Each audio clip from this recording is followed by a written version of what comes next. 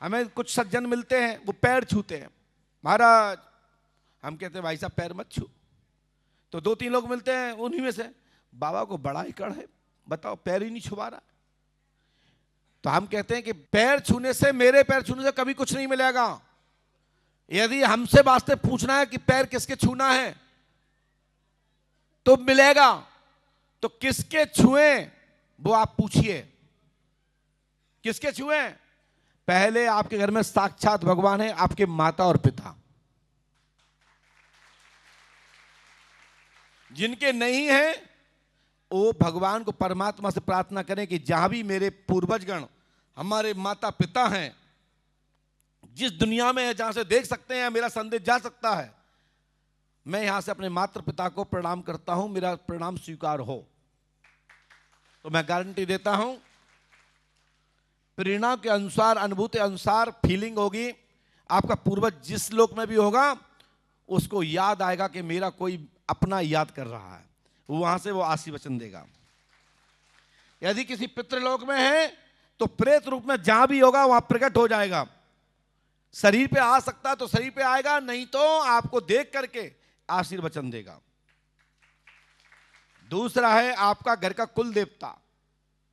आपका जो भी कुल देवता है, कुल पितृ देवता है, पूजक हैं, इष्ट हैं, उनको प्रणाम कीजिए, आपकी मनोकामना पूरी होगी। और तीसरा है तीर्थ क्षेत्र।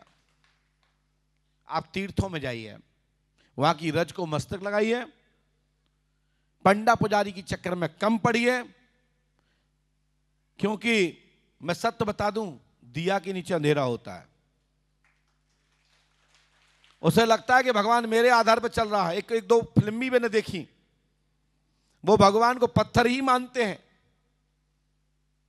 उस पर हमने व्यंग्यात्मक कई स्टोरियां देखी हैं। तो सत्य है कि वो मानते हैं जो नजदीक रहते हैं, लेकिन वो पत्थर की ही मूर्ति पूरे जगत को साधे होती है, पूरे विश्वास को साधे होती है। कितने लोग यहां पढ़े लिखे बैठे हैं, यानी 100 लोग यहां बैठे हैं तो 100 में से 99% डिग्रीधारी लोग बैठे हैं। वो सब यहां पर बैठे हैं विश्वास से कि पंडोकर सगार के हनुमान जी की प्रतिमा के सामने प्रार्थना करेंगे, बरहा में जाके परम पूज्य सदगुरु भगवान श्री हाथी महाराज को नमन करेंगे, अपने लिए मांग करेंगे, परिवार की इच्छाओं की मांग करेंगे, उनकी कामनाओं की पूर्ति के लिए आशीर्वाद ग्रहण करेंगे। लेकिन वहां के पुजारियों से पूछो, आप प्रसाद दो तो वो सीधे हाथ प्रसाद नहीं ले सकता। वो ऐसे लेता जैसे भगवान वो ही खड़ा हो, अंदर जो बैठा हो वो चौकीदार बैठा हो, और प्रसाद ऐसे फेंक के चढ़ाता है। चाहे फिर भगवान की मूर्ति में कहीं भी घले। मैं सही बता रहा हूं, ये आंखों से मैंने बहुत सारी चीजें देखी हैं। लेकिन वो उसको ये रहता है कि ये मूर्ति तो मैंने बिठा रही है। जैसे बनाने वाला कहता है ये मूर्ति मैंने बनाई है, पत्थर हमने तराशा है, चित्र का रूप हमने दिया है। जैसे चित्रकार बनाने वाला चित्रकार का कल्याण नहीं होता, भला नहीं होता, दरिद्र रहता है, दुखित रहता है, उसी प्रकार से 80 से 90% पंडा पुजारी भी रहते हैं।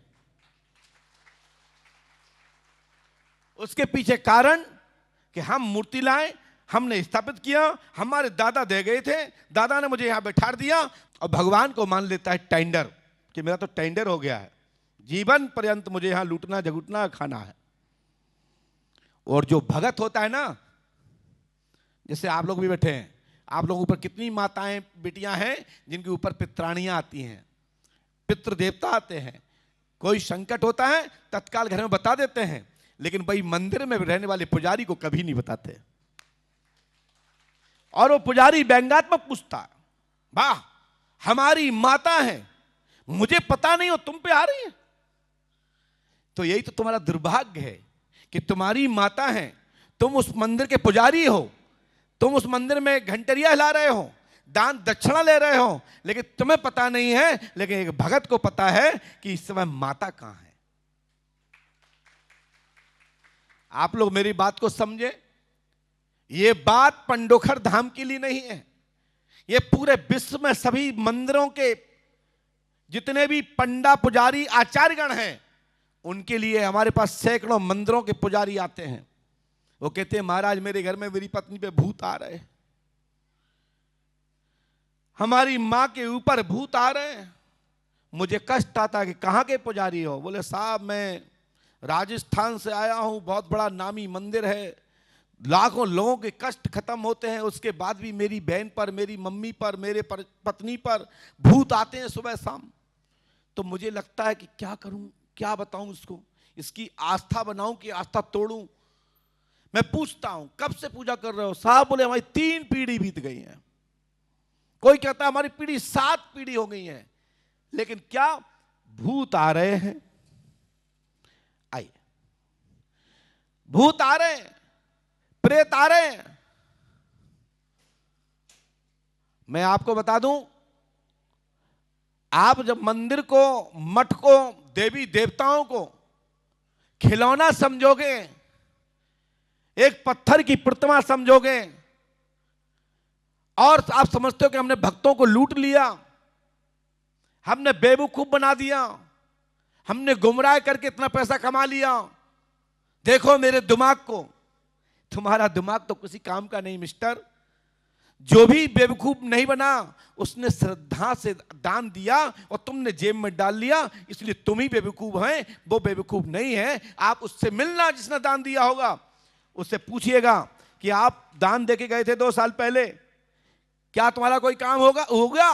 तो वो कहता है भगवान जब से मैं पंडोकर सरकार आया, जब से मैं द्वारकाधीश गया, बेट द्वारका, जब से मैं ब्रज में गया, जब से मैं तुम्हारी चौखट पे आया, जब से अयोध्या गया, तब से मेरे सब काम बन गए। हम तो रोड पर भिखारी थे, लेकिन सब जिस दिन से आपकी चौखट पे आए बाबा, तब से मेरा दिन बदल गया।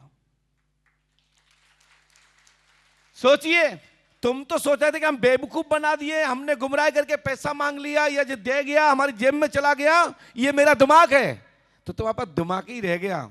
उसने श्रद्धा से किया था, तो इसलिए श्रद्धा बनाने वाले परमात्मा है और आपको विश्वास दिलाने वाले परमात्मा है, जिसके कारण आपने दान पुण्य किया था, आपने आपको समर्पित किया था। वो इष्ट तुम्हारे लिए समय पर खड़ा होकर के कार्य करता है।